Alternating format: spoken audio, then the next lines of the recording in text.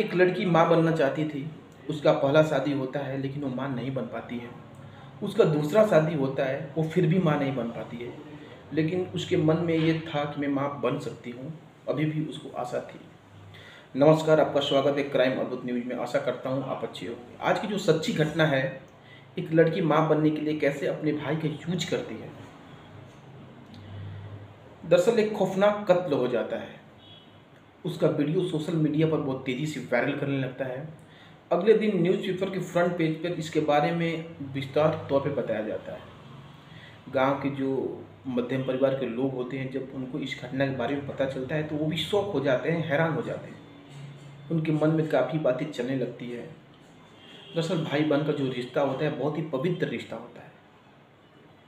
इस घटना की शुरुआत केरल प्रदेश का एक जिला होता है कोल्लम, उसमें एक गांव होता है कोटियम।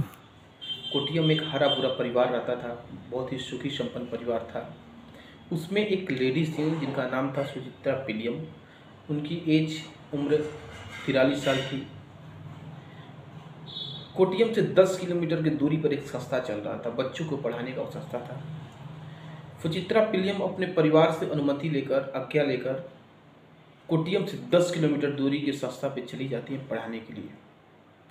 तकरीबन 2 महीने का समय बीता होगा। वो संस्था से ये बोल के छुट्टी लेती हैं कि मेरी माँ का तबीयत खराब है, मैं घर जाना चाहती हूँ। वहाँ से छुट्टी लेकर वो घर नहीं आती हैं, कहीं और के लिए वो रवाना हो जाती हैं। परिवार वाले फ़ोन करते हैं, उनका मोबाइल ऑफ बताता है। 1-2 दिन तक ऐसे ही चलते रहता है। तकरीबन 1 हफ्ता बीतने के बाद परिवार का एक मेंबर उस संस्था में जाकर पूछता है, तो हमें पता चलता है कि वो पहले ही छुट्टी लेकर, घर की छुट्टी लेकर गई हैं, ये बोल के कि मेरी माँ का तबीयत खराब है। उसकी बेचैनी और भी बढ़ जाती है।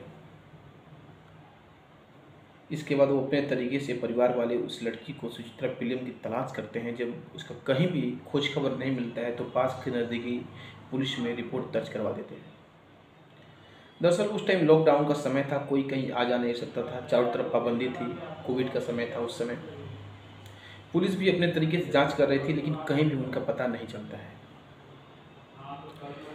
सुचित्रा पिलियम अपने परिवार के लिए एक सवाल बन के खड़ी हो गई थी। परिवार वाले पुलिस पे बार बार दबाव बना रहे थे। पुलिस वाले सीडीआर निकालते हैं और सीडीआर निकालने के बाद मनाली के लिए निकल पड़ते हैं। मनाली कम से कम 1 महीने तक घूमते हैं वो लोग, लेकिन फिर भी सुचित्रा पिलियम के बारे में कुछ भी पता नहीं चलता है। कड़ी मशक्क़तों के बाद एक नंबर उनके सामने आता है। वो नंबर संगीत टीचर, संगीत के शिक्षक होते हैं। उनका नाम होता है प्रशांत बियार। जब पुलिस उनसे पूछताछ करती है तो बताते हैं कि हाँ, कभी कभी सुचित्रा पिलियम से मेरी बात होती थी, लेकिन उतनी नहीं बात होती थी। तो पुलिस पूछता है कि आखिर क्या रिश्ता है आपसे उनका, आपसे क्यों वो बात करती थी। तो बताता है कि मेरी जो वाइफ हैं, उनकी ये दोस्त थी, तो मैं इनको दीदी बोल के कभी कभी बात करता हूँ। दरअसल अब बातें नहीं होती है। पुलिस को उसके शक होता है और उसको उठा के लेके चली जाती है।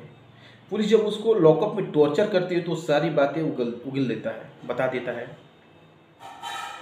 दरअसल प्रशांत बियर और सुचित्रा दोनों लोग आपस में कई दिनों से एक साथ रहते थे, घूमते थे, फिरते थे।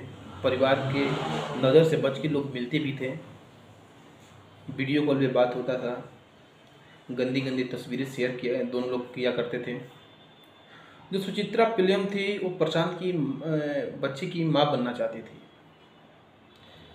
वो प्रशांत से बोलती है ऐसा, लेकिन प्रशांत तैयार नहीं होता है। वो तो पहले से ही शादीशुदा होता है। फिर भी सुचित्रा पिलियम उसका पीछा नहीं छोड़ती हैं और उसे हमेशा लगातार बात करती है। जब वो ठान ली मन में कि नहीं, मैं प्रशांत की माँ बनूंगी, प्रशांत के बच्चे की माँ बनूंगी, इसके बाद वो वहाँ से संस्था से निकल कर वहीं पे गई थी। वहाँ पे प्रशांत ने उनको एक कमरे में रखा हुआ था। उनके साथ कम से कम 10 से 15 दिन तक वो प्रशांत वहीं पे रहता है, साथ में मिलता है, जुलता है, सब कुछ उनके साथ होता है, शारीरिक संबंध भी बनता है। इसके बाद प्रशांत को शक था, डर सताने लगा कि कहीं ना मेरी समाज में नाक न कट जाए, मेरी बदनामी ना हो जाए। इसके डर से प्रशांत के मन में कई तरह के सवाल उठने खड़े हो गए। प्रशांत बहुत ही सोच समझ के काम कर रहा था। वो फैसला करता है कि नहीं, ये सही नहीं है। इसके बाद वो बोलता है फुजित्रा विलियम से कि नहीं, ये सही नहीं है, ऐसा नहीं हो सकता है। लोग पूछेंगे तो मैं क्या जवाब दूंगा, मैं क्या बोलूँगा। इसी बात पे फुजित्रा विलियम और प्रशांत के बीच कहासुनी हो जाती है, और कहासुनी इतनी ज़्यादा हो जाती है कि दोनों में मारपीट भी हो जाती है। प्रशांत उनके सर पे वार करते हैं और वो वहीं पे नीचे गिर जाती हैं। फिर बगल में एक तार था, उस तार से गले में लपेट के फुजित्रा विलियम की मौत के घाट उतार देते हैं। अब उनको कहीं ये डर था कि ऐसा कहीं हो ना जाए, ऐसा कि समाज को पता लग जाए कि इनको मैंने ही मारा है। उनको डर सताने लगा। इसके बाद वहीं पे वो खनता खनते हैं, गड्ढा करते हैं और लाश को टुकड़ा टुकड़ा करके उस गड्ढे में डाल देते हैं और ऊपर से भर देते हैं। इसके बाद भरने के बाद चले जाते हैं। लेकिन कहा जाता है ना, क्राइम कितना भी छुप के क्यों नहीं किया गया हो, लेकिन पता तो चल ही जाता है। उन्होंने अपने मोबाइल पे सर्च किया था कि अपनी पत्नी का लाश के ठिकाना कैसे लगाएं, पत्नी के लाश के ठिकाना कैसे लगाएं। वो बहुत बार सर्च किया गया था। 20 मार्च 2021 की ये घटना है।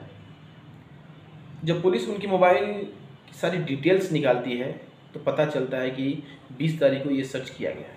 तो उनसे पूछताछ करती है और ये सारी बातें उनके सामने आ जाती है, पुलिस के सामने। इसके बाद परिवार वाले बहुत ही भावुक हो गए थे। उनकी बाजू जो थी कट चुकी थी। एक परिवार की बहुत ही उम्मीदवार फुजित्रा विलियम अपने परिवार को छोड़ के चली गई। इसके बाद जो प्रशांत था, पुलिस के हत्थे चढ़ के कोर्ट में पेश किया गया और उसको प्रशासन ने जेल भेजा और उसकी सज़ा हो गई। आशा करता हूँ आपको ये कहानी अच्छी लगी होगी। नमस्कार।